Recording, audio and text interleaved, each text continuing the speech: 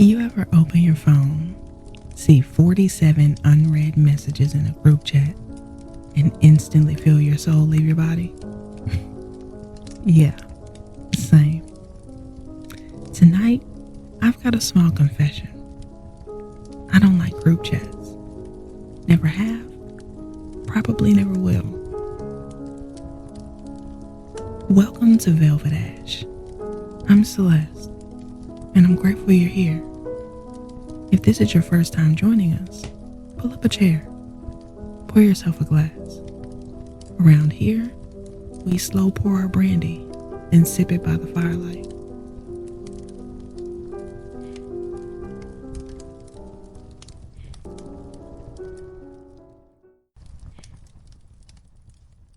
So yes, group chats. Let's sit with this for a moment.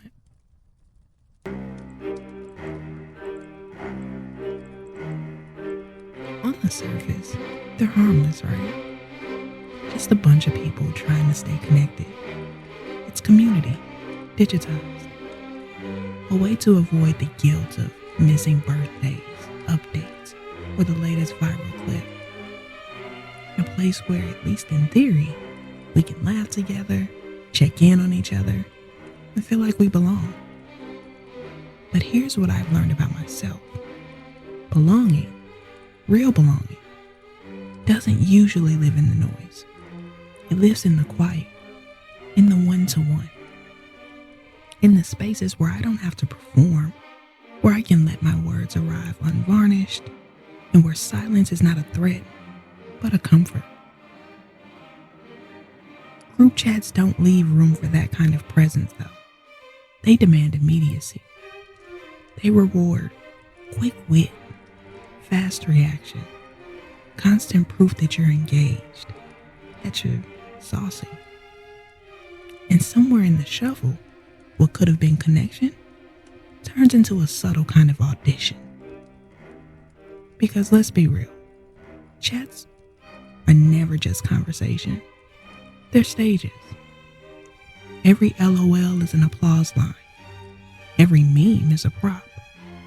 Every silence, a missed cue. And I don't know about you, but sometimes my soul just doesn't want to audition. Now, I know there are people who thrive in that dynamic. They love the buzz, the constant ping of messages, the inside jokes that build on top of one another until the whole thread feels like its own language. And maybe that's beautiful for them. But for me, it's exhausting. It's like watching a play that never ends and realizing you're both the audience and the cast. Here's the irony, though. I actually love people. I love hearing their stories, their quirks, their contradictions. I don't mind being vulnerable or showing up with honesty. But I don't know how to do that in a space where the goal is volume over depth. Because intimacy requires slowness, and group chats are fast by design. So no, I don't hate people. I just don't like the way group chats train us to be with people. Here's the thing. Group chats are like digital living rooms with no doors and no off switches. People pop in, pop out, drop a meme, ask a question, trauma dump before 10 a.m., and then they vanish into the ether. And you're like there scrolling like, wait, what just happened? It's chaos and vibes. 1 minute it's, good morning, queens, all light and affirmations. And the next, someone's typing a dissertation about how their toddler just threw up all over their brand new blue velvet couch. And listen, I'm not heartless. Truly, I want your baby to feel better. But also, I just logged in to see if brunch is still happening Saturday.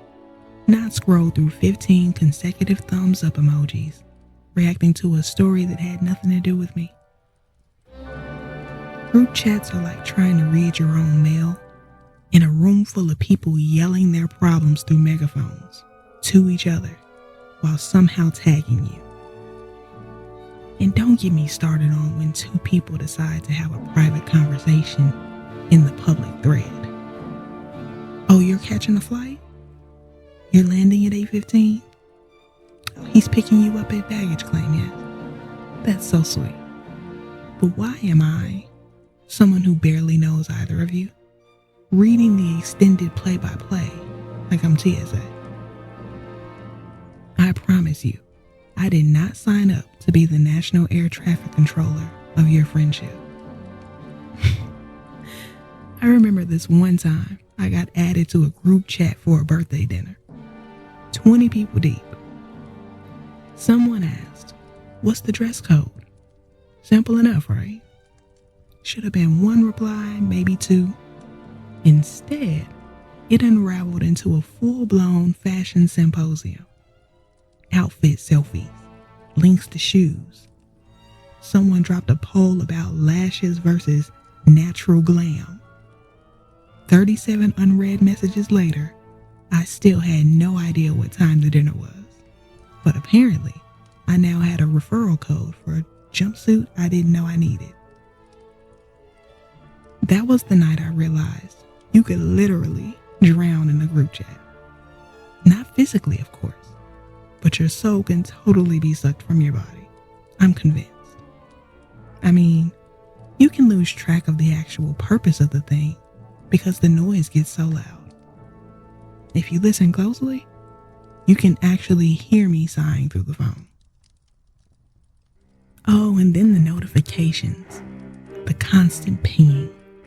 Sure, muting the chat helps, but then you become that person, the one who missed the message, the one who didn't RSVP, the one who's not really part of the group. There's this unspoken expectation in group chats that you're supposed to be not just present, but performatively present. It's not enough to skim and move on. No, you have to react. You have to laugh. You have to keep the energy going. Because if you don't, suddenly you're distant, standoffish, acting like you're better than everybody else. No, sweetie, I'm not better than you, just overstimulated.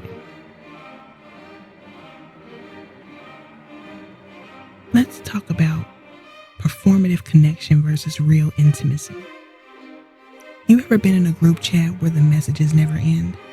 The selfies, the affirmations, the inspirational quotes with the same 5 fonts, the endless "good morning family" texts that feel more like programming than presence. And yet, no one ever actually asks, "How are you?" See, this is where we confuse content with connection. If I post a video of my morning routine and you drop 3 fire emojis, is that intimacy? If I send a voice note that says I've been struggling and you heart react without following up, is that closeness? Because visibility isn't the same as care, and being seen isn't the same as being held. Group chats often become highlight reels. We perform happiness. We perform relatability. We perform being part of the vibe. But the moment someone says, "I'm actually not okay right now," everything shifts. Sometimes the thread goes quiet. Sometimes somebody tosses in a meme to smooth it over. And sometimes, well, that's when the archetypes reveal themselves. There's the motivator, always ready with a quote card or scripture screenshot. They mean well, but when you say you're grieving, they hit you with "stay strong" or "rise and grind, sis. God gives his toughest battles to the strongest soldiers," instead of "do you want to talk?" Then you've got the broadcaster. They're not in the chat for intimacy. They're here for airtime. They post every detail: airport lines, traffic jams, screenshots of tweets. And listen, I don't judge, but it's funny how a TSA rant gets more engagement than a cry for help. And then there's the ghost reader. You know they saw it. Those little red receipts don't lie, but they don't respond. And maybe that silence is harmless, but in a room full of voices, it can feel like absence screaming. But the one that gets me every time is the high vibe gatekeeper. This is the one who polices the energy of the group. The one who says, let's keep this space positive, as if positivity is the only valid currency of human experience. The one who will let 30 messages about delayed flights and broken nails pile up without comment. But if someone says, I'm having a hard time right now, suddenly this isn't the time or the place for that kind of energy. And I always wonder, if a group chat isn't the place, then what is? Because life doesn't schedule its chaos around your good vibes only filter. Here's the thing. It's not that people don't care. Most of them do. But the format itself, this buzzing, endless thread, doesn't leave much room for depth. Group chats are built for banter. But grief doesn't live in banter. Grief needs a back porch and a blanket. It needs a one-on-one call where silence isn't awkward. It needs presence, not performance. Because intimacy isn't fast, it isn't curated, and it sure isn't allergic to pain. Here's another irony though.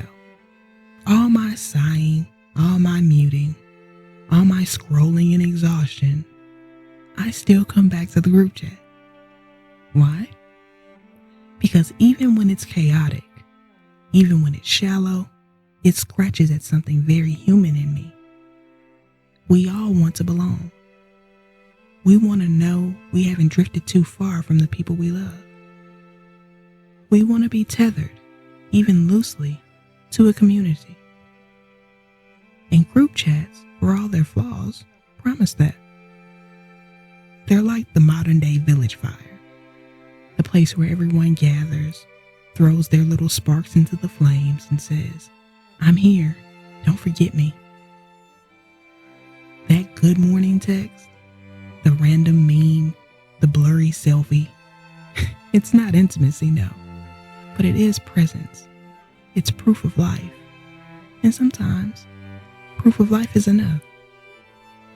Because let's be honest, real intimacy takes energy. It takes time. It takes sitting down with someone one-on-one and holding space that isn't rushed or performative. And most of us, we're tired. We're overworked. We're juggling too many roles, too many demands. So instead of depth, we settle for visibility. Instead of real check-ins, we'll trade in emojis. Because it's easier. It's quicker. Because it still feels like something, even if that something doesn't always fill us the way we need. And sometimes, it really does work. Sometimes the joke in the group chat does lift your mood. Sometimes the flood of birthday messages does make you smile. And sometimes being tagged in that chaos reminds you that you're still woven into the fabric of somebody's life. So no, group chats aren't intimacy, but they are proximity. And while life gets heavy, proximity can be enough to keep us afloat. That's why I don't fully hate them. I don't fully leave them. I just wrestle with them because I know what they give and I know what they can never replace. Let's talk about bandwidth. It's wild how I can open a group thread and feel my chest tighten just a little. Not panic, not dread, just that subtle weight of obligation. And then the voice comes in my head. Should I say something? Should I heart this? Should I send a GIF so they know I care? I hate that because caring shouldn't feel like a chore. We only have so much emotional real estate. And when life is already asking so much of you, family, bills, work, healing. The last thing you want to do is burn through your reserves, managing a group dynamic that never stops shifting. People think silence is distance. They read non-response as rejection. But maybe you're not quiet because you don't care. Maybe you're quiet because you're surviving. Maybe your energy is being poured into the parts of your life that need the most water. Bandwidth isn't just about time. It's about attention, about presence. It's about soul space. And the truth is, group chats pull at all three. Because here's the thing. Every ping is a tap on your shoulder. Every unread message is a tiny invoice demanding your attention. And after a while, those invoices pile up until you feel bankrupt. Not financially, but definitely emotionally. So I've had to learn. If my soul is asking for silence, I will not betray that for the sake of digital politeness. Because what good is it to show up in the chat if it means abandoning myself in the process? This is where we forget that boundaries are not a lack of love. They are proof of it. They mean I love you enough to want to be present with you, but I also love myself enough to know when I can't. And maybe that's the conversation we're not having when we talk about bandwidth. It's not just, do I have time? It's, do I have space inside me to carry this? And if the answer is no, then silence is not neglect. It's honesty.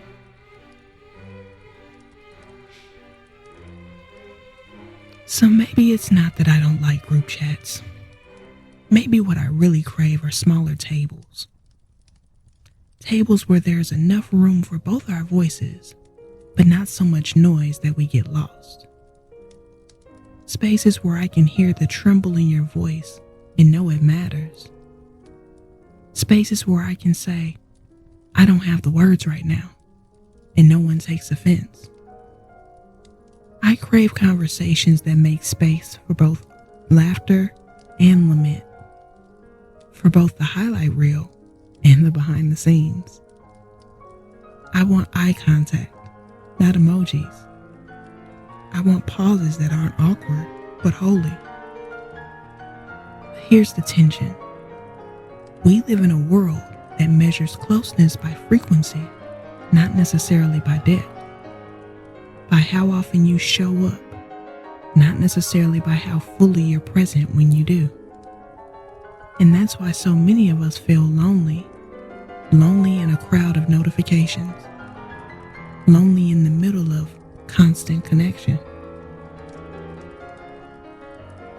So if you've ever opened a group thread and felt that quiet tightening in your chest, if you've ever scrolled through the noise and wondered why you felt emptier instead of held, if you've ever watched the messages fly by and thought, maybe it's me, let me offer this.